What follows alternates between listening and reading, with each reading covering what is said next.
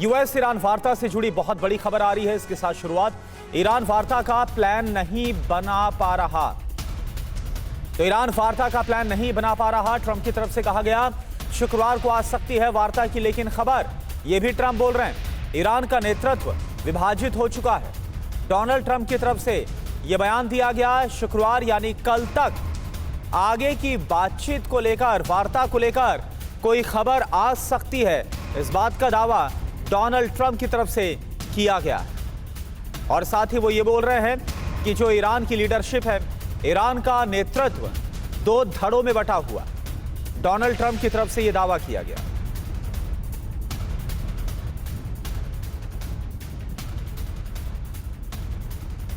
और एक और बड़ी खबर, ईरान ने ट्रंप के बातचीत के दावे को झूठा बताया। शुक्रवार को बातचीत का कोई इरादा नहीं, ईरान की तरफ से कहा गया। ट्रंप ने फिर से बातचीत को लेकर बयान दिया है। वार्ता के फैसले में अभी बदलाव नहीं हुआ है, ईरान की तरफ से दो टूक कह दिया गया है। तस्नीम न्यूज के हवाले से यह बड़ी खबर आपको बता रहे हैं। तो एक तरफ डोनाल्ड ट्रंप बोल रहे हैं, इस बात का दावा कर रहे हैं कि कल यानी शुक्रवार तक आगे की बातचीत को लेकर कोई बड़ी खबर आ सकती है, लेकिन ईरान की तरफ से यह कहा गया है कि जो कुछ भी अभी ट्रंप बोल रहे हैं वो सरासर झूठ है। अभी फिलहाल कोई बातचीत नहीं होने वाली है, और जब तक होर्मुज स्ट्रेट में अमेरिका की तरफ से सैन्य नाकाबंदी जारी रहेगी, तब तक ईरान कोई बात नहीं करने वाला। और एक और बड़ी खबर, हमारे नेतृत्व में कोई फूट नहीं, ईरान की तरफ से यह भी कहा गया। ट्रंप के नेतृत्व में फूट का दावा झूठा है, ईरान का यह बयान। दुश्मन दुष्प्रचार कर रहा है, यह ईरान की तरफ से कहा गया। ट्रंप दादागिरी और छल बंद कर दे, ईरानी नेतृत्व पूरी तरह से एकजुट है। और एक और बड़ी खबर, होर्मुज में ईरान का शक्ति प्रदर्शन। होर्मुज में दिखी ईरान की मच्छर फ्लीट, एक साथ 30 से ज्यादा ईरानी बोट्स नजर आई हैं। होर्मुज में तेज रफ्तार से चलती नजर आई ये बोट्स। 24 घंटे पहले अमेरिकी राष्ट्रपति ने युद्ध विराम नहीं बढ़ाने की धमकी दी थी, लेकिन ट्रंप ने अपनी ही बात का खंडन करते हुए युद्ध विराम न सिर्फ बढ़ाया, बल्कि इसकी नई समय सीमा भी तय नहीं की है। एक्सपर्ट्स इसे अमेरिका का सरेंडर मानकर चल रहे हैं, क्योंकि अमेरिका युद्ध विराम की बात कह रहा है।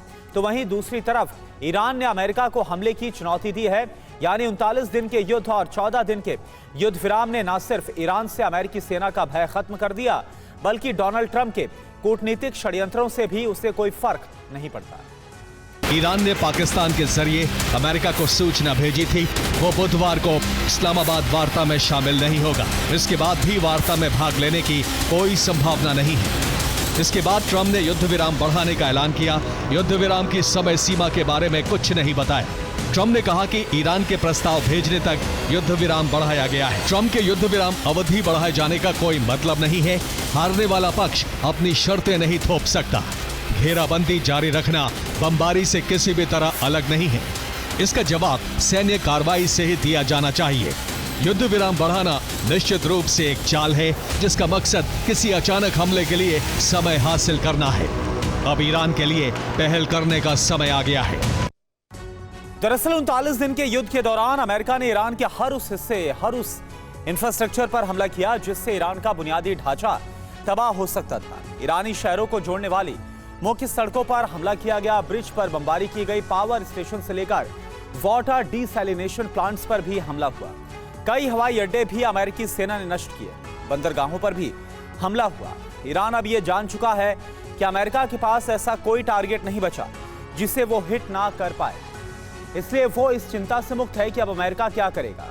इसके बाद अमेरिका के पास महज दो विकल्प बचते हैं। पहला विकल्प ग्राउंड ऑपरेशन का है, जबकि दूसरा विकल्प बेहद ज्यादा डराने वाला, जिसमें अमेरिका ईरान पर एटम बम गिरा सकता है। ईरान जानता है कि ट्रंप पहले विकल्प के लिए हरी झंडी शायद ही देंगे, क्योंकि ग्राउंड ऑपरेशन का मतलब होगा अमेरिकी सेना का लंबी जंग में फंसना।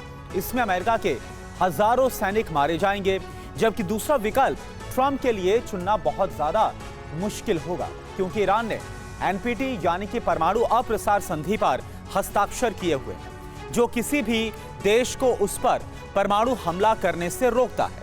ऐसे में ईरान पर एटमी हमला करना गैर कानूनी होगा। एनपीटी के तहत अमेरिका ने गैर परमाणु देशों पर एटमी हमला नहीं करने का आश्वासन दिया हुआ है, जिसे ट्रंप ने तोड़ा तो अमेरिका बड़ी मुसीबत में फंस जाएगा। वो दुनिया भर में अपनी विश्वसनीयता हमेशा के लिए खो देगा, जिसे दोबारा से हासिल नहीं किया जा सकेगा। यही वजह है कि ईरान अब पूरी तरह से भयमुक्त हो चुका। ईरान ने वार्ता से इनकार करने की वजह ट्रंप की बेतुकी मांगे, अवास्तविक उम्मीदें, लगातार बदलता रुख, विरोधाभासी बयान और हॉर्मुज में नाकाबंदी को बताया है। ईरान ने साफ शब्दों में कहा है कि उसे अमेरिका पर रत्ती भर भी भरोसा नहीं है। ऑपरेशन एपिक फ्यूरी की सफलता पर अमेरिका में ही सवाल उठने लगे हैं और इसकी वजह है पेंटागन की खुफिया रिपोर्ट, जो कि ट्रंप प्रशासन के दावों पर सवाल खड़े कर दिए। दरअसल ट्रंप प्रशासन का दावा था कि उसने ईरान की 90% बैलिस्टिक मिसाइल क्षमता को तबाह कर दिया, जबकि पेंटागन की रिपोर्ट में दावा है कि मिसाइलों का बड़ा जखीरा ईरान के पास मौजूद है। ड्रोन को लेकर दावा था कि 70% ड्रोन जखीरा खत्म हो गया है, जबकि पेंटागन की रिपोर्ट इसका भी खंडन करती है। बात ईरानी एयरफोर्स की करें तो ट्रंप प्रशासन का दावा था कि ईरानी एयरफोर्स को पूरी तरह से तबाह कर दिया गया, जबकि पेंटागन की रिपोर्ट में दावा है कि काफी हुआ है, लेकिन एयरफोर्स पूरी तरह से खत्म हो चुका है। ये नहीं कहा जा सकता। ईरानी नौसेना की बात करें तो इसे भी ट्रंप प्रशासन ने पूरी तरह से तबाह करने की बात कही थी। पेंटागन की रिपोर्ट में कहा गया कि ईरानी नौसेना अब भी इस पूरे इलाके में बड़ी शक्ति के साथ मौजूद है। अमेरिका हॉर्मुज को अपने कंट्रोल में होने की बात कह रहा है, जबकि रिपोर्ट में हॉर्मुज के लिए अभी भी ईरान को एक बड़ा खतरा बताया गया है।